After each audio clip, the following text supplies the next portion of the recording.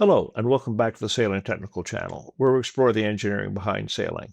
My name is Rory. I'm a lifelong sailor and a retired mechanical engineer. In the first episode on the power of wind, we examined the forces that wind places on rigs. We learned the contributing factors that led to the jibe broach shown here. When a boat rolls on a run, the sail plan is placed at a position where it will produce a torque that can overpower and stall the rudder. We also learned that the wind force is proportional to the square of the wind velocity. Now, look at the photo in the upper left, where the boat has their spinnaker up and is likely sailing at her hull speed. If the hull and wind speeds are constant, the load in the rig also remains constant. And in those conditions, when the wind force is unchanging, we call it a static load. However, static forces alone do not fully explain the events in the subsequent photos here or the Fire 40's jibe broach in episode 1. There is something diabolical at play here. In this second episode on wind power, we're going to explore and begin to understand what likely every dinghy sailor has felt the effects of: vortices. Vortices are miniature tornadoes that create a low-pressure area that form along the lee side of sails. They are poorly understood and strike without warning. Vortices are the knockout blow that instantly exacerbates rolls and capsizes sailors. And with that, let's begin to understand them. The purpose of this video is to demonstrate the effects wind can produce when it reacts with a structure, in this case lamp standards. In this example, as the wind passes, it generates alternating vortices that pull the lamppost from side to side. Wind vortices by themselves are not problematic. However, problems develop when they react or excite structures to their natural frequency, which causes a resonance condition. In the case of the Fire 40 in episode 1, or the preceding photos of the jibe broach, we can see it can take only a few cycles or rolls for sailboats for the vortices to form and lock to and excite the roll vibratory system of a boat to generate ever-increasing amplitudes of gyration. Slide 18. Let's look at how vortices form when running downwind. With the sketch on the right, the boat is running downwind with a spinnaker. A clockwise vortex develops inside the spinnaker, but that vortex spills out to starboard, backwinding the mainsail. As it does so, it creates a counterclockwise vortex downwind of the main. But you can also see another clockwise vortex forming on the port side. Now look at the photograph on the left. Here the boat is running wing on wing. Airflow stops and collects around the center of the mainsail, and whenever you stop a fluid, the pressure rises. So a region of high pressure forms in the belly of the sail. That air then spills around both sides of the sail towards the lower pressure areas around the leech and the mast. And when that happens, two distinct vortices form. One clockwise vortex descends from the leech of the mainsail. Another forms near the mast, where the airflow wraps around the mast and is deflected by the jib, and gets turned around into another clockwise vortex. There are two takeaways from this slide. First, notice the amount of camber or belly in the mainsail. Now imagine how that mass of air would behave and how the center of pressure would shift as the boat rolls from side to side. Second, remember that a photograph or a sketch is only a snapshot in time, and vortices are dynamic. They form, they shed, and they oscillate continuously. Slide 19, dirty air. This video is produced by WB Sails, a sailmaker in Finland, that has created several excellent visualization videos on the aerodynamics of sailing that are available on YouTube. In this video, we can see two dragons on a run competing against each other. The windward boat is flying the blue spinnaker, and the leeward boat with the red spinnaker allows himself to be covered. We can observe the dirty or disturbed air from the windward boat passing downwind onto the leeward boat. In light air, the disturbed flow from the sails sheds in a haphazard manner. The vortices are not well defined, weak, and poorly organized. But we will see once the wind strength increases to around 12 to 15 knots, the flow becomes much better structured. Well-defined vortices will form and shed in regular oscillating patterns. This is where the wind begins to fool sailors. Most people would think that stronger winds simply produce proportionately stronger forces, but we now know that is not true. We already learned that wind power increases with the square of the wind speed, but now we're about to see above 15 knots vortex formations that literally don't exist at lower speeds start to form, and that causes havoc for sailors. Next slide, please. Slide 20. What is a vortex? We are surrounded by vortices every day, but rarely notice them. You see them when you stir a drink, drain the bathtub, or flush a toilet. Now let's see what vortices look like around a cylinder, which for sailors is your mast. When the wind approaches your mast, it divides at the stagnation point and flows around each side. But the air cannot remain attached and separates, creating vortices in the wake. This pattern is known as a von Karman vortex tree. which sometimes can be observed in nature in cloud formations forming downwind of mountain tops or tropical islands. Now, because the vortices oscillate from side to side, they create an alternating lateral force. So your mast in winds above about 15 knots is being pulled from side to side, and the force of that pull increases as the wind speed increases. Now let's see what happens when the cylinder can move. Let's restart this video. Every sailor will recognize this motion and knows the sound it produces, halyard slap. The wind is shedding vortices at a frequency that excites the natural vibration frequency of the rope, which is determined by the rope's length, stiffness, tension, and mass. If the vortex shedding frequency approaches the natural frequency, the system can enter resonance, and at resonance even a small aerodynamic force can produce large oscillations. And if the structure doesn't have enough strength, like the Tacoma Narrows Bridge, it fails. In the case of your mast, it stayed in rigid. As for halyards, they go into resonance but are restrained at the ends, so they can't develop greater amplitudes in their gyrations. And with that understanding, let's go to the next slide. Slide 21. Breaking up vortices is hard to do. I'll admit this slide is a little out of place, but after hearing the relentless slapping of halyards in boatyards on winter days, I thought it worthwhile. The spiral structure on this chimney disturbs the airflow and discourages the formation of vortices. For sailors who leave their masts up in the winter, a simple version of this idea might help. Take some pool noodles, split them open, and place the halyards inside and tape them up. Then shove successive pool noodles up the mast in a spiral pattern, and tie off the halyards. This should break up the vortex formation and reduce the oscillation of the racket, while also being kinder to your halyards during the 6 months they're exposed to the winter winds. If you have dual or more spreaders, you'll probably only be able to go as far as the lowers, but for the remaining 3 halyards above, they will be less likely to slap, given their shorter exposed length will be at a higher natural frequency. So if you leave your mast up, at least you now know what the airflow looks like on a cold night in February when it's blowing hard. And with that, next slide, please. Slide 22. Now let's apply this to a sail. In this sketch by Marhai, counterclockwise vortices are being shed on the starboard side of the sail, and clockwise vortices are being shed on the port side, alternating in a regular pattern. As each vortex forms the leeward side of the sail, the interaction between the rotating airflow produces a low-pressure area and thus a transient lateral force. As these alternating vortices are formed and shed, they induce rhythmic rolling in dinghies and other light boats. And with that, next slide, please. Slide 23. You're in a race on a laser ILCA and it's blowing stink. Your Vang, Cunningham, and Outhaul are as taut as can be. Your sail is as flat as possible. Somehow you manage to round the windward mark ahead of the fleet and start your run. Let's start the video. You bear away and for a few seconds everything's okay. But near the middle of the windward side of the sail, where the two colors meet, the flow stagnates. But the air doesn't stay attached and flows around the mast and the leech. Mother Nature may abhor a vacuum, but she isn't too keen on comparatively low-pressure zones either, and she tries to fill it in. First it appears haphazard, but then alternating vortices soon develop and mature. As each vortex builds and travels along the leeward side of the sail, it creates a low-pressure core, a tiny, fast-moving tornado, each one applying a lateral pull as it forms along the back of the sail and then pulls away. One vortex pull forms by the leech, spirals along the back of the sail, and sheds by the mast, pulling the sail to port. The next vortex forms by the mast, spirals along the back of the sail, and sheds by the leech, pulling the sail to starboard. And with that understanding, next slide, please. Slide 24, resonance and rolling. Now let's pay some attention to how hulls react to vortices. But first, some basics and vibrations. Everyone has pushed a child on a swing, and when you first give a push, you create a small oscillatory motion. Each time you push at the right moment, the swing rises a little higher. The motion is periodic. The child's swing system behaves like a pendulum. As the swing rises higher, the child moves faster through the bottom of the arc.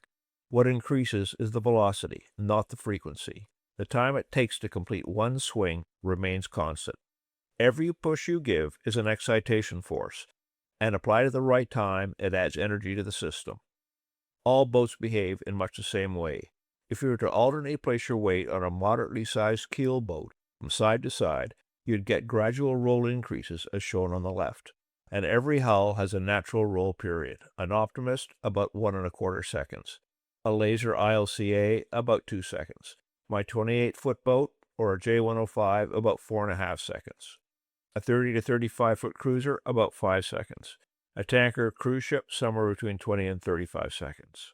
So, each time an excitation force acts in the hull at the correct time, whether from waves or aerodynamic effects like vortices, the hull responds by increased rolling at its natural frequency. For sailboats, vortices will shed from the sails and often match the natural roll frequency of the boat. So going back to the child on a swing, when the child goes above horizontal, the chain goes slack. The ride becomes jerky and the energy gets dissipated.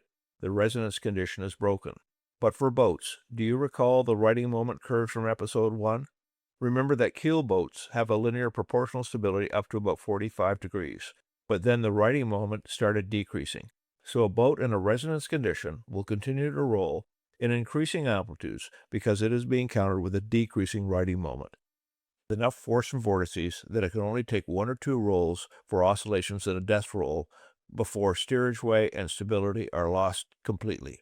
Next slide, please. Slide 25. You can see from the opening photo of this video, the story is not going to end well. Stability loss will occur within 1 roll of roughly 4 seconds. But from what we've covered to date, you have a good understanding of why this will happen. You now know the contributing factors. Any roll will induce a yaw from the hydrodynamic effects.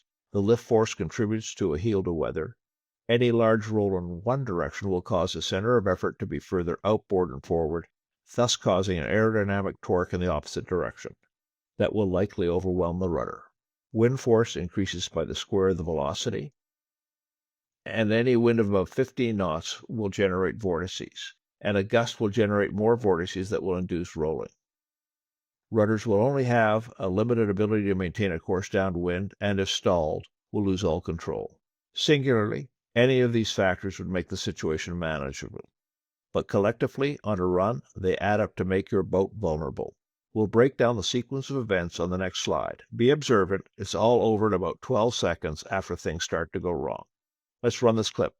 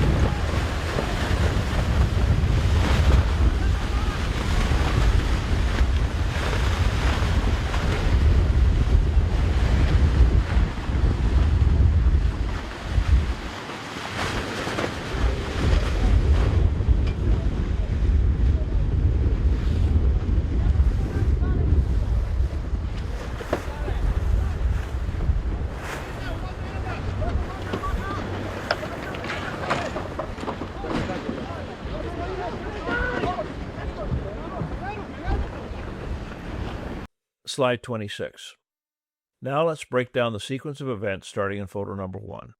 The Outhall-Vangen-Cunningham tensions were likely adequate for the preceding windward leg, but now on a run, the tops of both mainsails are by the lee, while the lower 2/3 of the sails are much further forward, and with significant draft.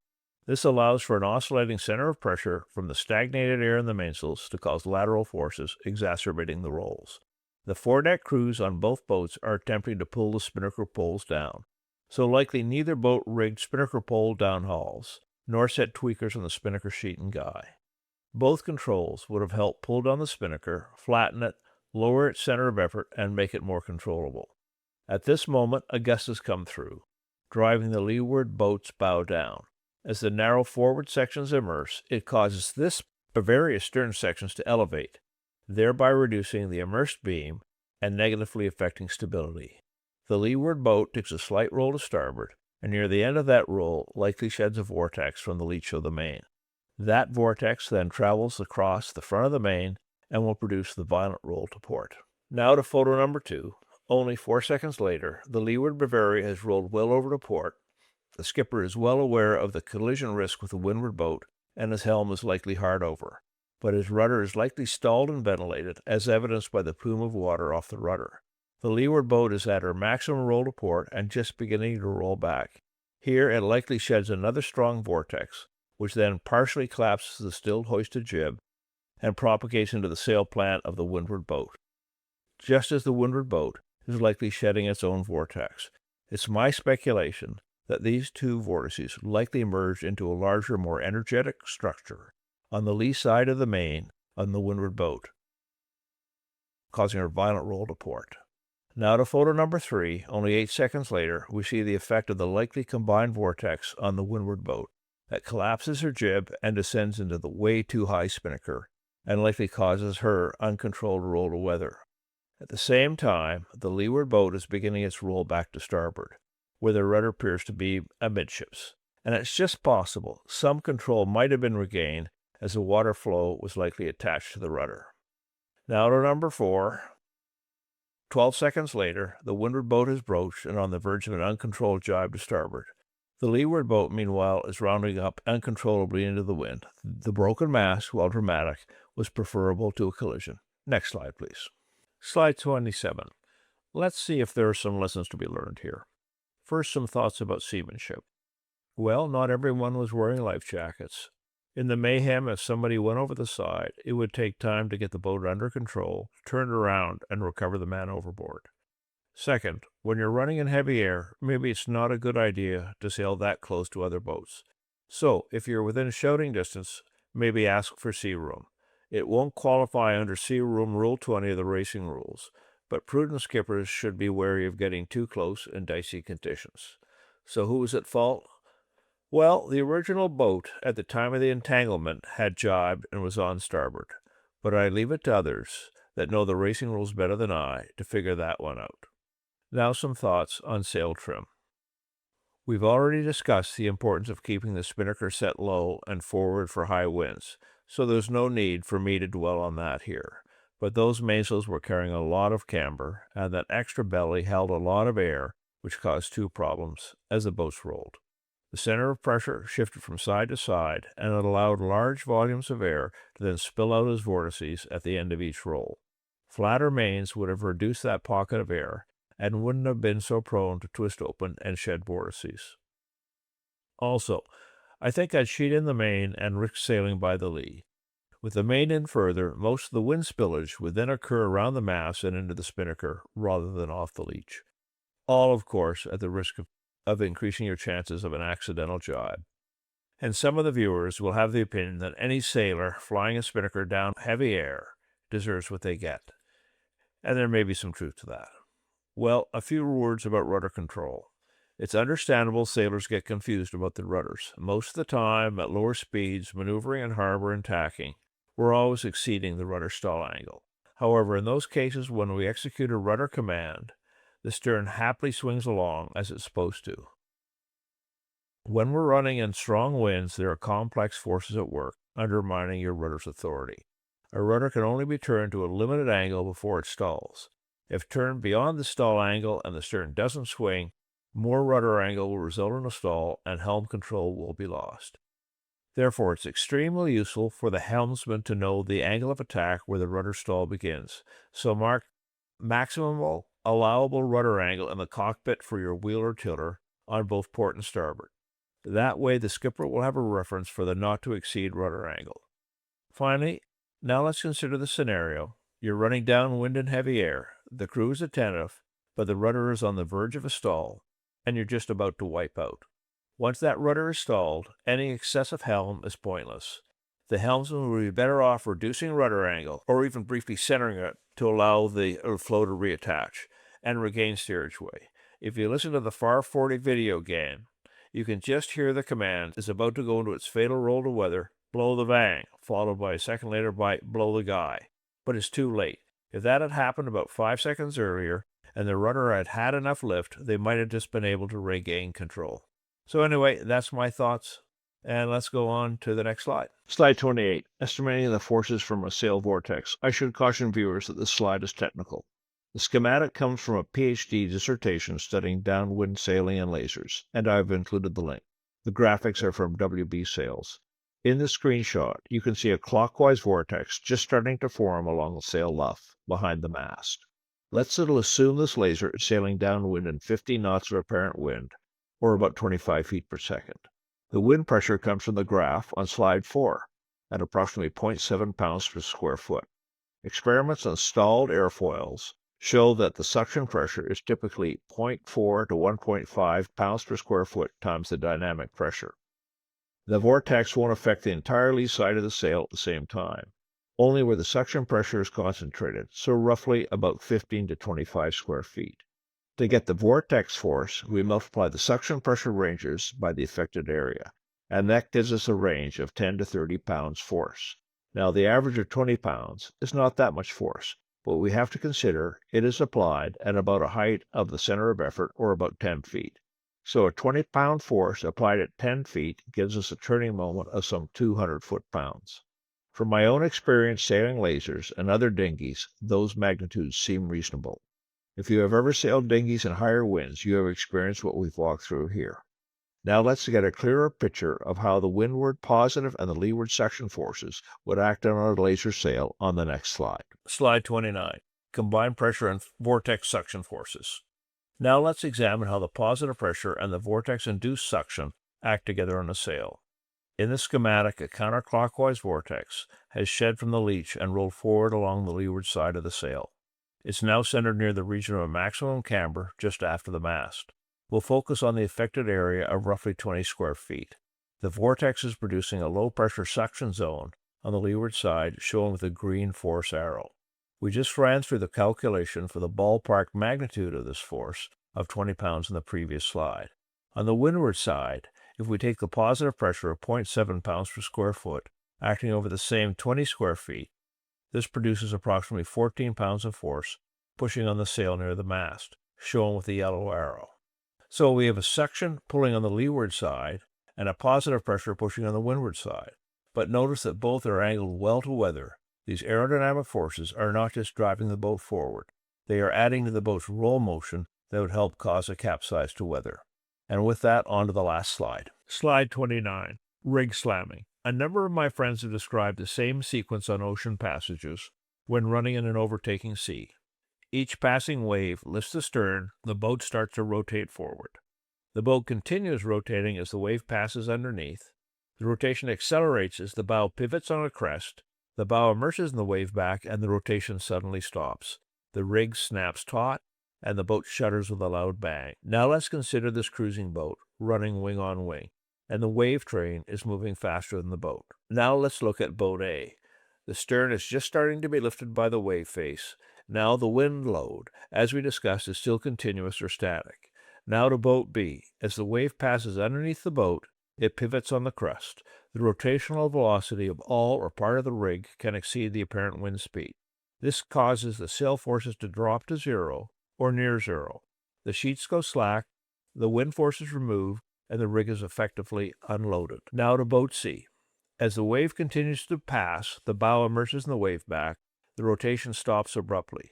The wind instantly returns, but now is a dynamic load, like being hit with a hammer. The air pressure spikes, the sheets and standing rigging go taut, the boat shudders with a bang.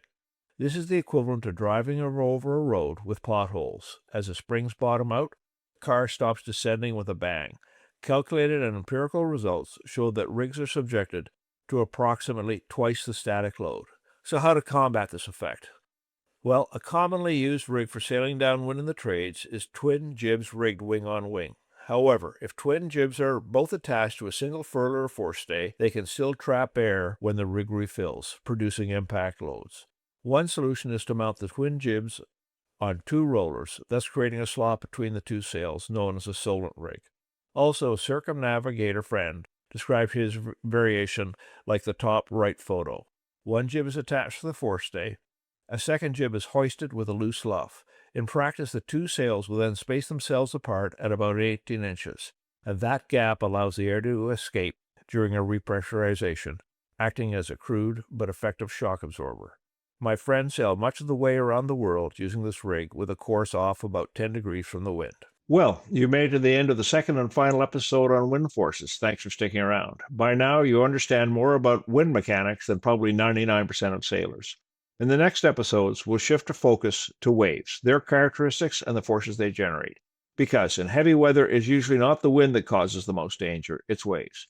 So if you want to build a further understanding of heavy weather, please like, subscribe, and hit the bell so you don't miss those upcoming episodes. Now, since many of the classic texts on this subject were written by Marhai and others, research videos, some using computational fluid dynamics that are unrelated to sailing, have helped sailors gain a deeper understanding of what we experience. Also, real-world footage, such as the Bavaria brooches, allow us to analyze how these fast-moving events actually unfolded. I've included links to all of the original YouTube creators, and I encourage you to visit their channels, watch their content in full, and give them the recognition they deserve. And as we move into the next episode on waves, it's important to remember that some of the incidents captured on camera ended in tragedy, so we should approach that footage with respect. So, until next time, thanks again, and sail safe.